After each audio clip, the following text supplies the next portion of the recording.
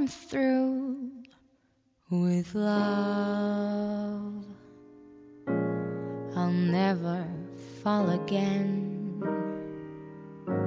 Said adieu to love, don't ever call again. For I must have you or no one.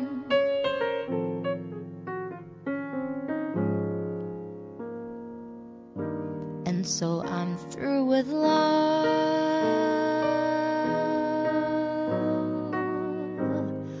Hi, this is John McEuen. Today I have the pleasure of talking to Cyrille Aimee.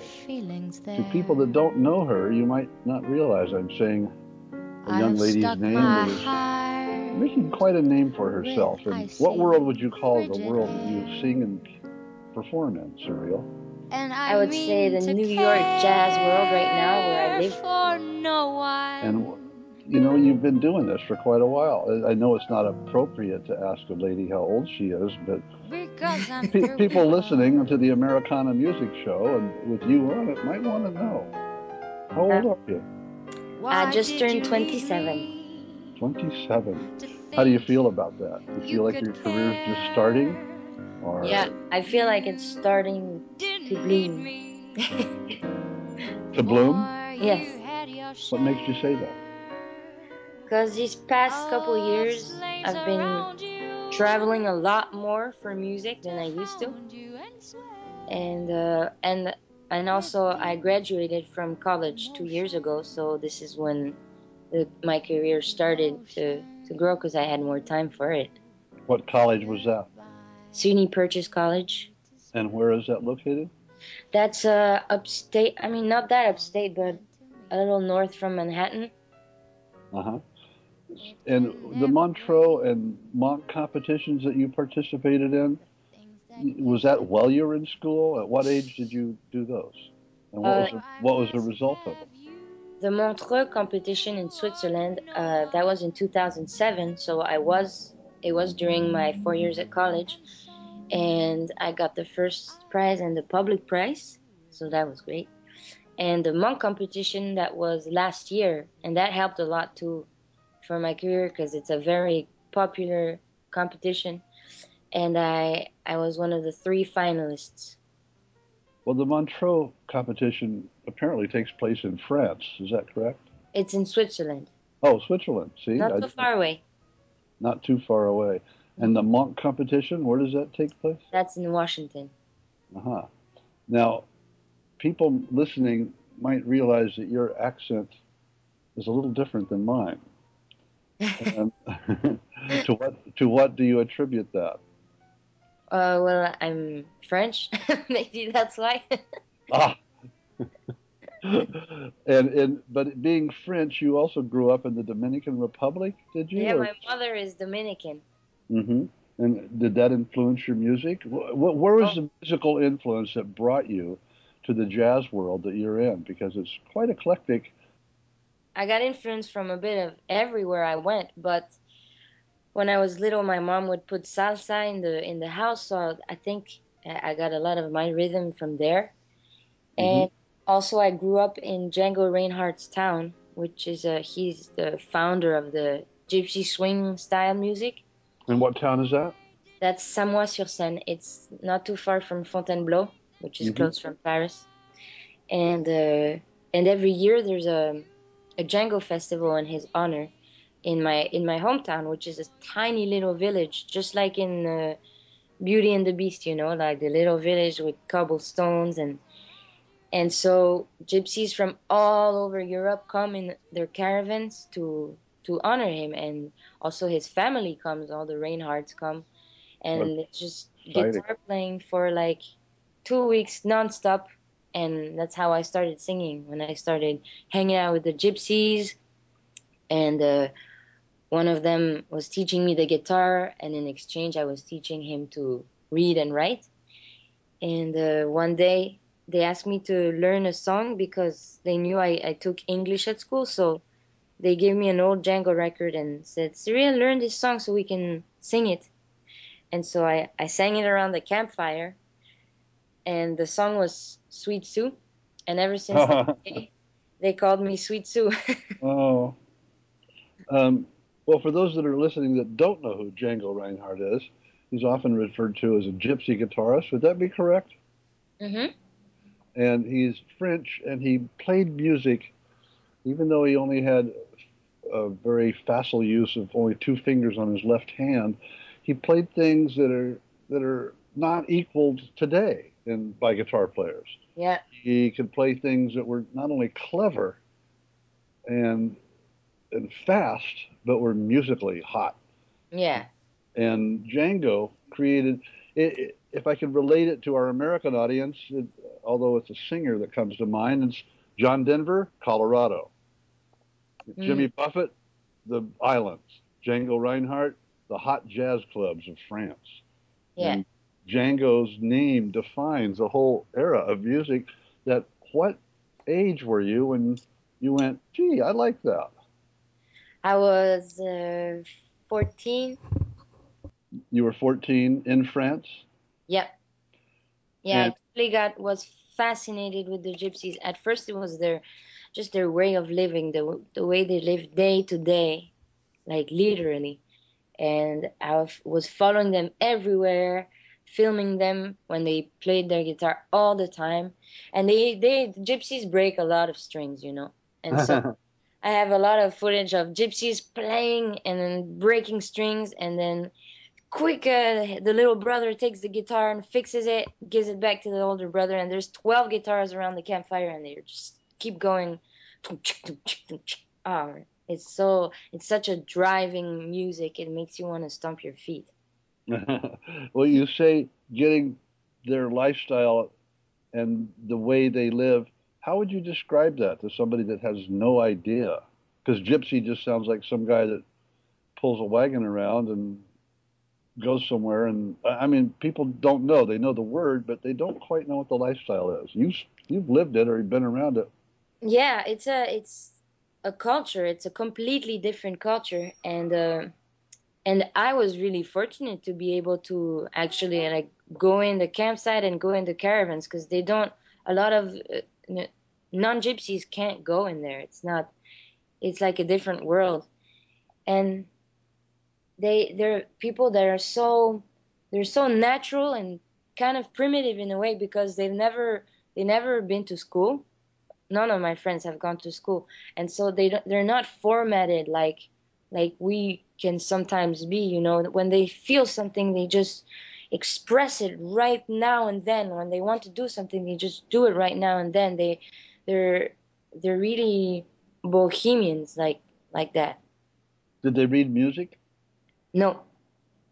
So all that hot stuff they play, usually people say, yeah, jazz has 1,000 chords played for 10 people, and country music has 3 chords played for 1,000 people. Yeah. But that's not necessarily true. When you get into the world, the eclectic world has quite a big audience. And the wellspring of where a lot of hot jazz came from, would this be correct to say it came from not just Django, but the whole gypsy culture and a bunch of people that didn't bother reading music? They just played it from their soul. Would that be a good description? Yeah, well, their music it's part of their life. They can't live without it. It's part of the culture. It's like for French people, eating or wine and cheese, you know? It's just part of their life. As soon as they're little, they get a guitar in their hands. The boys get a guitar in their hands, and this is what you're gonna do, you know? So you spent time in the gypsy camps, right? Yes, a What lot. happened? What happened when you woke up When I woke up, in the morning? What was it? I'm in a gypsy camp, although only I've never had the pleasure of being there. So if I'm going to go, and I want to know what happens when I get up in the morning. well, it's it's a very macho world, and in the morning, the women, they clean the caravans, like really clean them every day. Every single day, the caravan is totally cleaned, even on the outside. Uh-huh. And the boys are just hanging out, practicing the guitar, And I mean, that's in Samoa, because when they're in Samoa for the Django Festival, they're kind of on vacation. Mm-hmm. But during the winter, they go to like the suburbs of Paris, and they do door to door selling kind of sewing equipment, Mm-hmm. like little buttons, or the guys do door to door and repair stuff in the house, or they cut wood, or they do music for money, and that's basically what they do. But mostly just hanging out. I remember the first time how I met them, basically how, because they were there every year and they have a very bad reputation, so every year people kind of stay away from them, the townspeople.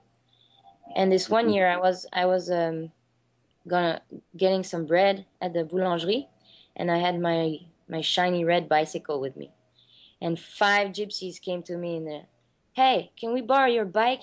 And I was like so scared. And I was like, I don't know. And they're like, come on, we'll drive down, we'll ride down with you. And so we ended up five of us on my bike, riding down the cobblestone street like, you know. That must have been fun. And yeah, and so since then I became really friends with them. And so the townspeople would tell my parents, we saw your daughter with some gypsies. You have to be careful and everything.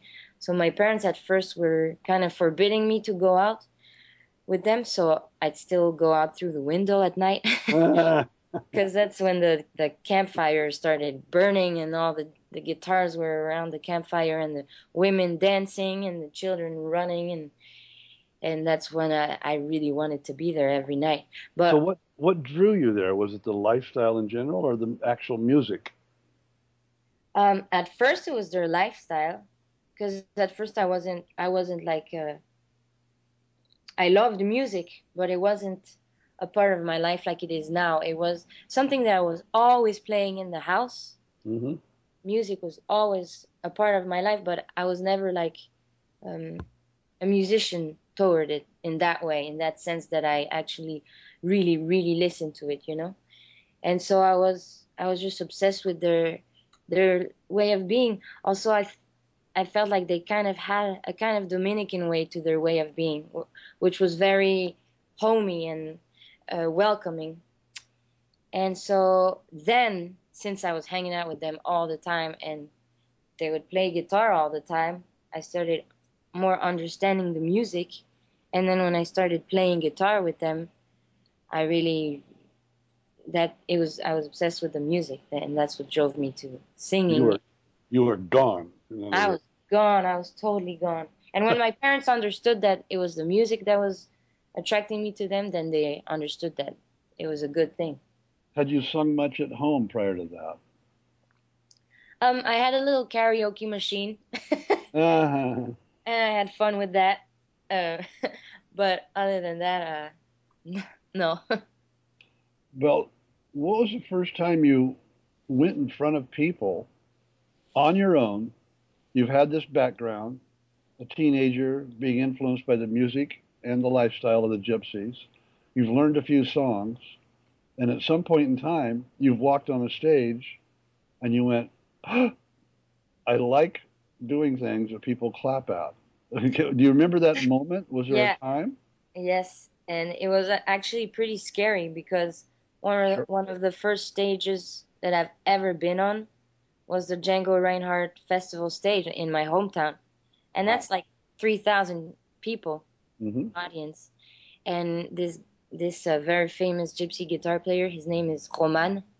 He invited me up with his big band to sing 2 songs, and that was it. I was hooked for of the stage. I just wanted to get back up there as soon as I could. What age was that? I was 16. Wow. And you were still in school in France? Mm-hmm. What was it like to go to school the next time you went, whether next week, the next week, or next day? Did you go to school with all that in your head and trying to tell people about it or just keep it to yourself? Oh, of course, I always had all of that in my head. I was even kind of starting to talk like the gypsies, which was a very bad thing. I was just in my own world, because my friends, they were not, they didn't know what I was living because I was really the only one that was allowed in the gypsy campsite. And so it was like I had two lives because I had all my gypsy friends at home, and then at school, all my other friends. And so everyone was wondering, where is she getting this accent from? And I really, I just couldn't help it. But it went away eventually. And yeah, I always had that in my head, and I was always telling them about it and showing them the footage. You say the footage. You mean video footage of you in the camps? Yeah, I filmed everything. I filmed them doing their laundry, washing dishes. I loved their way of living. Do you miss it now that you're in Brooklyn? Well, I don't miss it so much because now it's I'm at a different stage with them. I'm not like the little girl that's obsessed with them, and now I'm like a part of the family, and every single time I go back there, that's where I stay. I stay with my best friend in the caravan, and we know each other really well now, him and his family, and David Reinhardt, he's one of my very good friends too. He's Django's grandson, and we play a lot together too. Like when I go there and I have gigs, I call him. And when you have gigs in France? Yeah. Mm-hmm. And you play in New York City. You play at the Cupping Room a lot, I hear. I'm at the Cupping Room every single Saturday. It's been 5 years. And how does that go? Is it drawing a lot of people?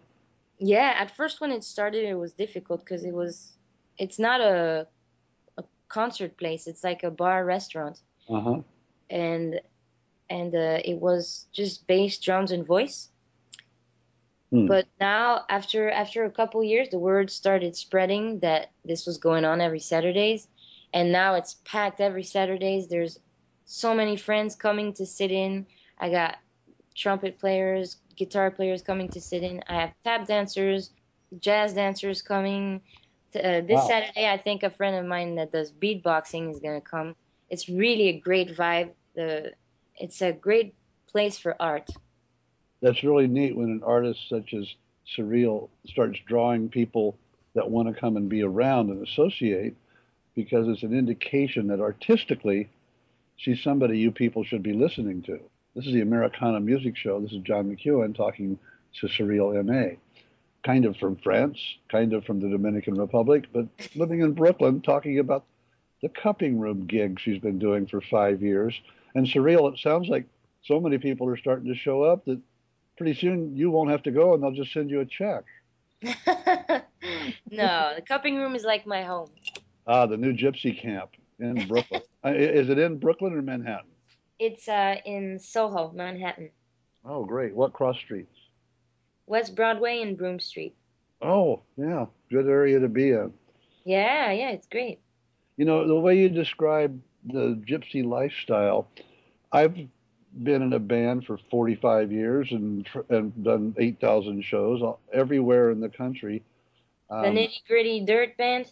That's it. You probably have not too familiar with it, but I wouldn't expect you to be.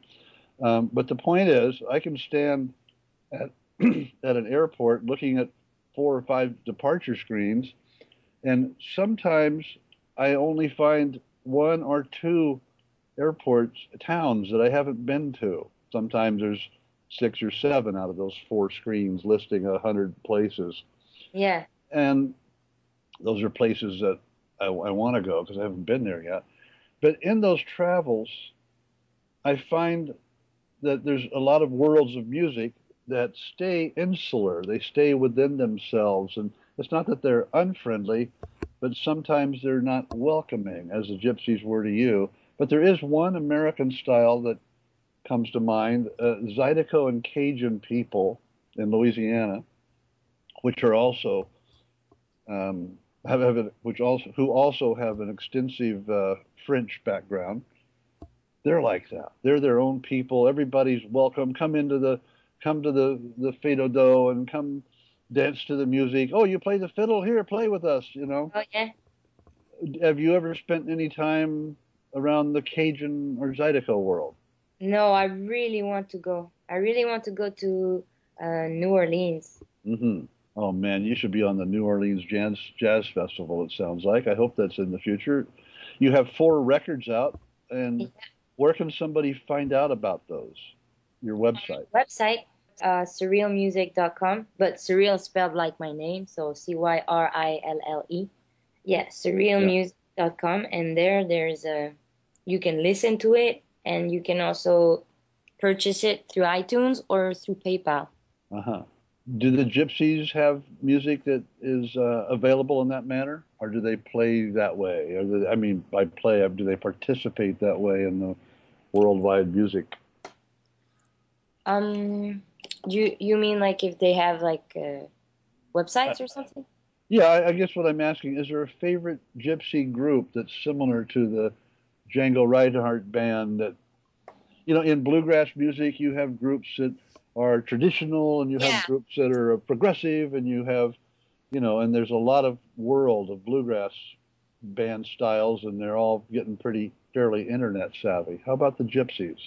Well, there's some really great players, but as far as like bands are concerned, there's not like a hot club. Like there's really great bands, but they evolved. It's not like too old school. There's this really amazing band. It's called Les Doigts de l'Homme.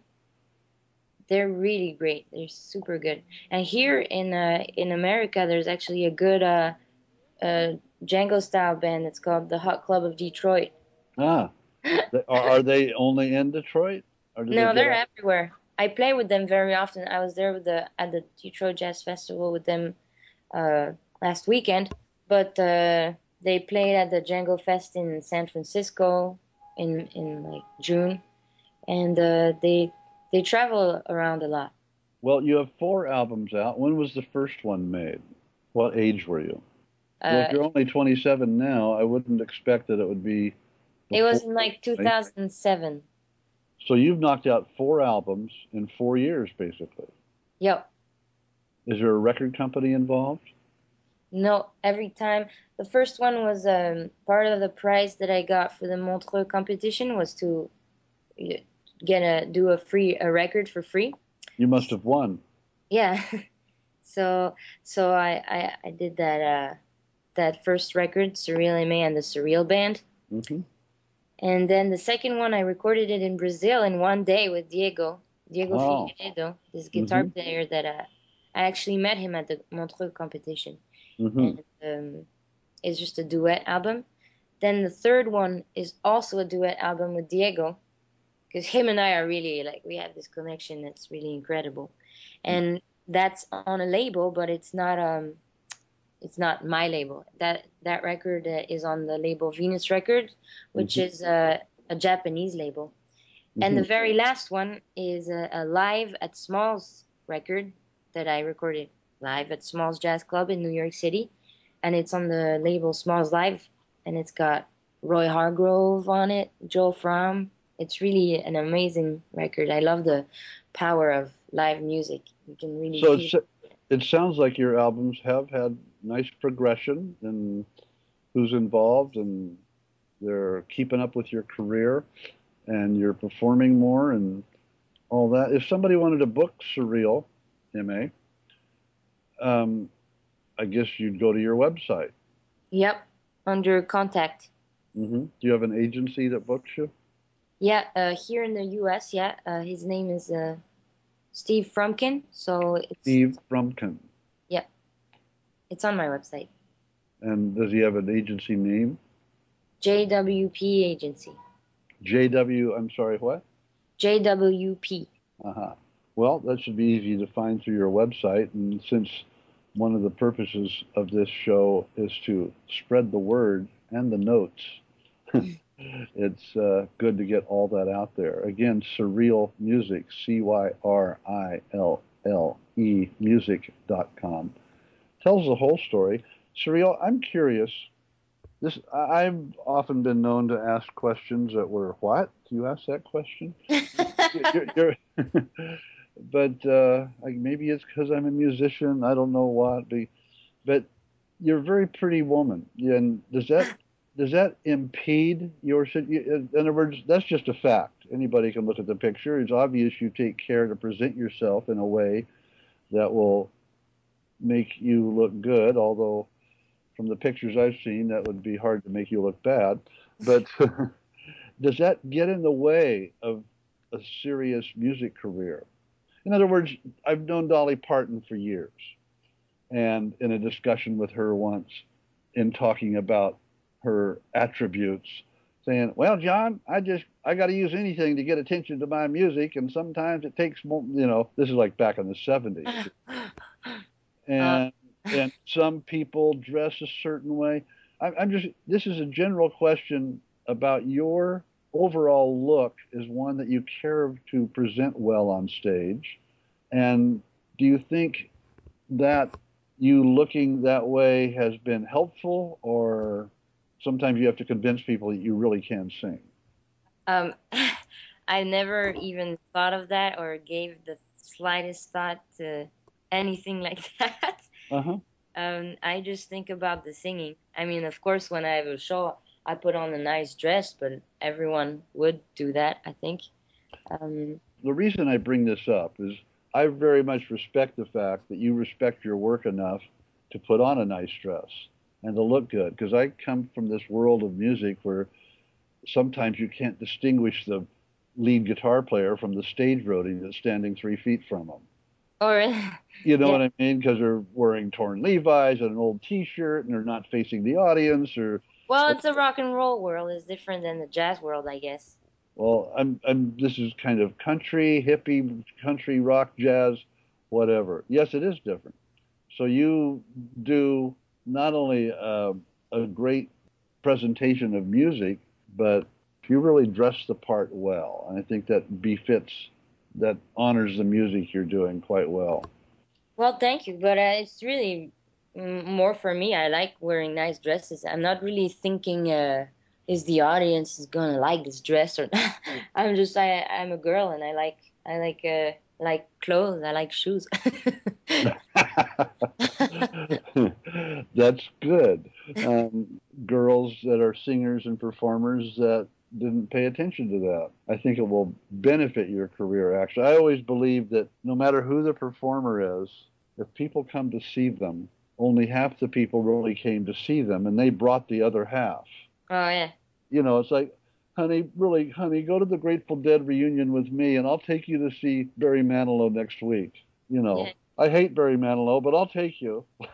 Yeah. So sometimes, because I've seen jazz players that look like they were the waitress or the waiter crew in the restaurant, and they walk up and start playing, and it puts more importance on the music. Flat and Scruggs used to wear really cool clothes. Some of the classic people that we both like to emulate paid attention to the showbiz side. What's the Cyrille Aimee show like? What music do you cover? Well, it all depends if I'm playing with Diego or if I'm playing in France with the Gypsies.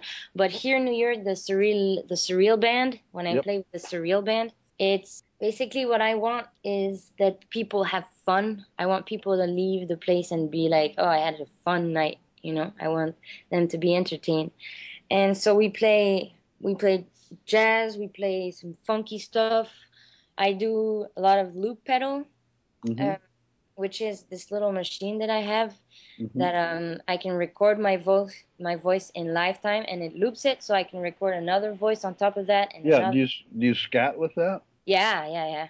Cool. I do a lot of improvisation like that, and yeah, basically, my favorite part of performing is the improv style. The not knowing what's gonna happen once you're there on stage. You have no idea what's gonna happen. That's what happens when I invite dancers up. We usually do improvisation, and so I kind of sing to what she's dancing, and she kind of dances to what I'm singing, and this is what I love. I just love creating on the spot, so that every single show is different.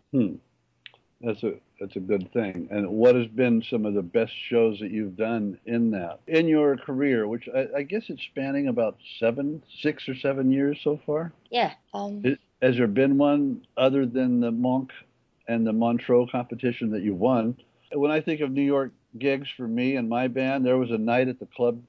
When I think of gigs with my band in New York, for instance, there was a night at the Bottom Line Club, which is now closed, that I always get people to sit in. I like that same edge you're talking about. And one night the people sitting in was the banjo player that was my mentor, a guy named Doug Dillard, a fiddle player named John Hartford, Linda Ronstadt, Emmylou Harris, the lead guitar player, Jimmy McCulloch from Wings, who happened to be sitting in the audience, and we got him up to play. And we must have done an hour with this group of people, and it was just fun. Has there been a night for you that really stood out at the cupping room? So people, I just want people to know that when you go to the cupping room, you're going to be as much entertained as they are, because there's something that's happening, like, oh, back in April. So was there one that stands out for you? Well, how good the show is depends also on the audience. Yeah. It's not just who's on stage, but also it's the energy in the room. And so, especially for a place like the cupping room, which is not a place where people come to listen, first you got to capture them. You got to say, hi, hey, this is this music playing, and it's good music. So I know you're not here for that, but check it out. And then if you have a captured audience, I mean, any show is going to be great.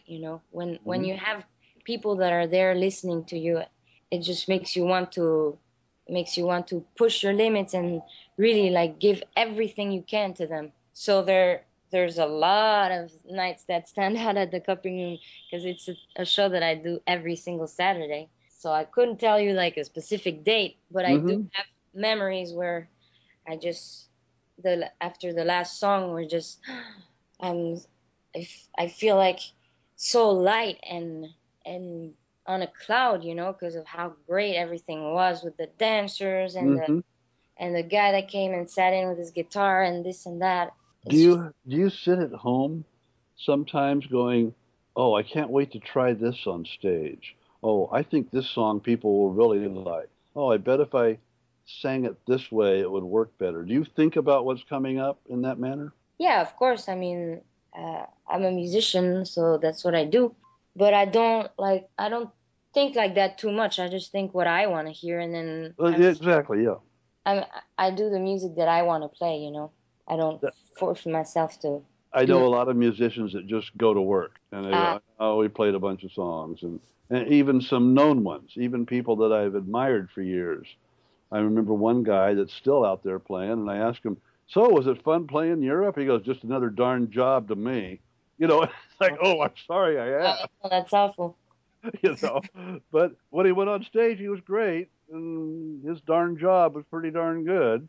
Yeah, no, to me, I feel like we are so lucky as musicians to be able to, sometimes even after a really amazing gig, I'm like packing up and I say, okay, goodbye.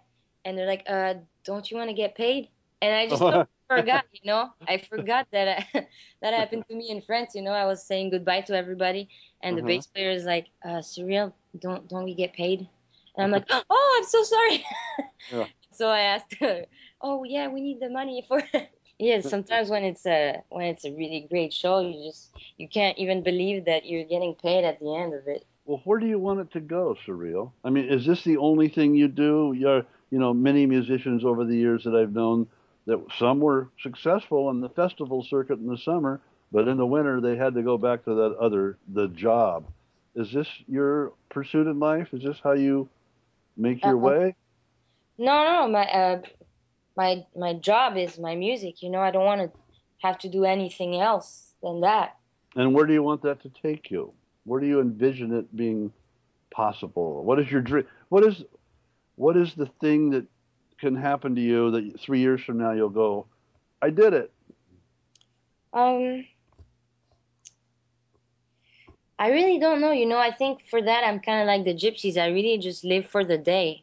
The only dream I have is to be doing what I'm doing right now, to be doing music. I guess, of course, I'd like to be able to do more gigs, be more well known, so that I can easier to find concerts everywhere. And I guess if I have to think about in the future when one day I'd like to have a family, then I'd like to make more money than right now so I could live in a not a little apartment in Brooklyn. But as long as I have the music with me, I'm living my dream. Mm-hmm. How about Birdland? Have you ever thought of playing there, or have you? I'm going to play there in November, actually, for a whole week. Oh, great. A week. How cool. Yeah, for Thanksgiving week. A whole week Oh, at Birdland with the Cyrille Band. oh, that's wonderful. That's good. And how about the Indigo on Broadway? Oh, I've never even heard of this place. Place where Les Paul played every Monday for years. Oh, are you talking about the Iridium? Oh, thank you. The Iridium on Broadway. Yes. Yeah, I had a date there. I played there a couple times with another band, and I had a date there, but I had to cancel it for some reason. I'm going to reschedule it for 2012. So That'd be good. You put a picture of you, French gypsy jazz singer, on that street, and and with that music playing that you so wonderfully do, and people from out of town go to the Iridium just to go to that club, yeah, and they don't yeah. go Same much for Birdland. further. Pardon? Same for Birdland. Birdland is also next to Times Square, Mm-hmm. Mm-hmm. and it's very popular for tourists. So you're going to be at the Cupping Room every Saturday, which is down in Broome Street, down in the village somewhere. And in November, you'll be at the famous Birdland, and that's a great run. And I wish you well with that. Thank you. And anything you'd care to add? Because I think I've really glad to know more about Cyrille Aimee and your dedication to your music. And it sounds like if people go to see you sing and play, now, do you play the guitar when you're up there? No, no, I concentrate on the voice. Uh-huh. And so when people go see you perform, not only is your music great, but the people that have been surrounding you are at the top of the field. They're great musicians and great people. Mm-hmm. Well, thank you, Cyrille. I admire your. Thank you, Cyrille. I admire your dedication. I've seen it before in many people, and those people have had great success in their pursuit of something they love, and I think that you will too, and I wish you the best. This is John McEuen on the Americana Music Show, visiting with Cyrille Aimee and CYRILLE music.com. You got to find out about this young lady. And thank you, Cyrille. Me rappelle les amours mortes devant le feu qui s'éteint. Ce soir, c'est une chanson d'automne dans la maison qui frissonne. Et je pense aux jours lointains.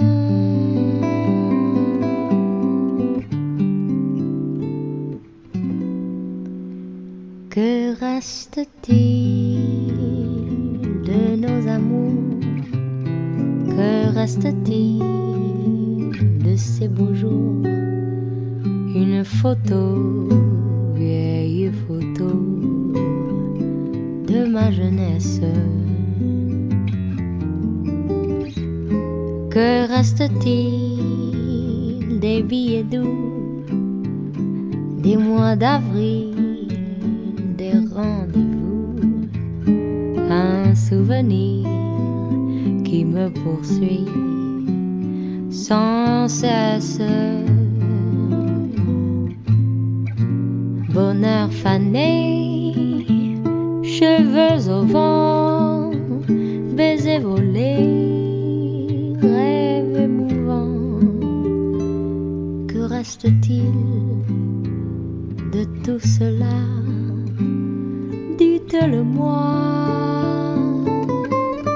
Un petit village, un vieux clocher, un paysage si bien caché, et dans un nuage, ce cher visage de mon passé.